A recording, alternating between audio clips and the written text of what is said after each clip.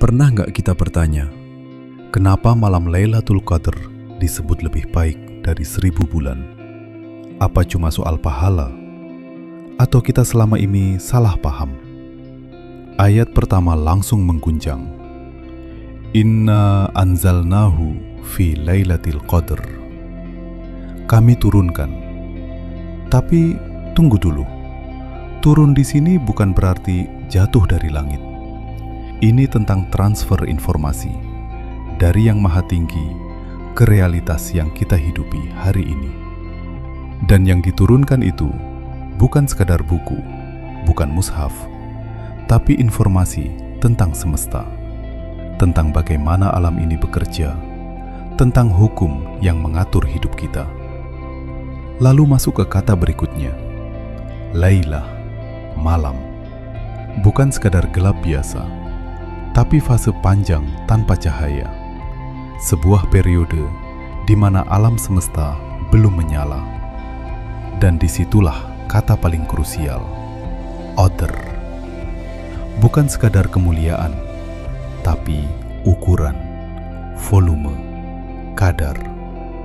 Artinya apa?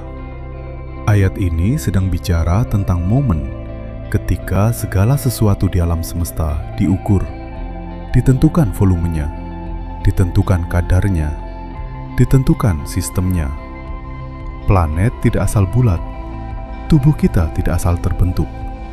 Denyut jantungmu, tekanan darahmu, bahkan napasmu, semua diukur dengan presisi.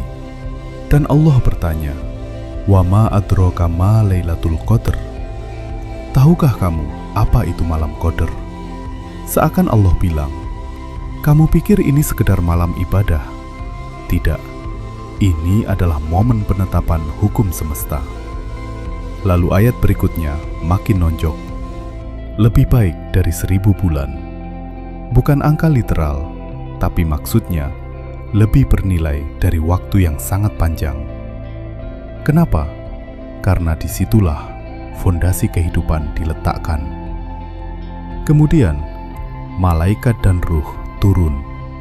Bukan sekedar malaikat yang turun, tapi ini tentang sistem bekerja, pengetahuan berjalan, hukum alam dieksekusi, sampai akhirnya semua materi tunduk, stabil, seimbang, hingga fajar muncul, cahaya pertama.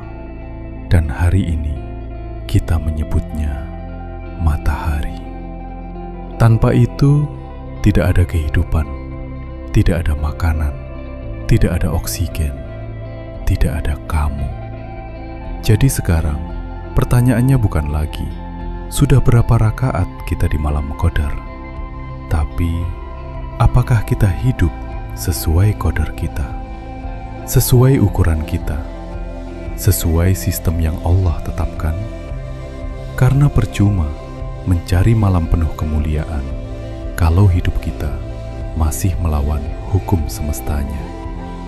Lailatul Qadar bukan cuma untuk dirayakan, tapi untuk dipahami.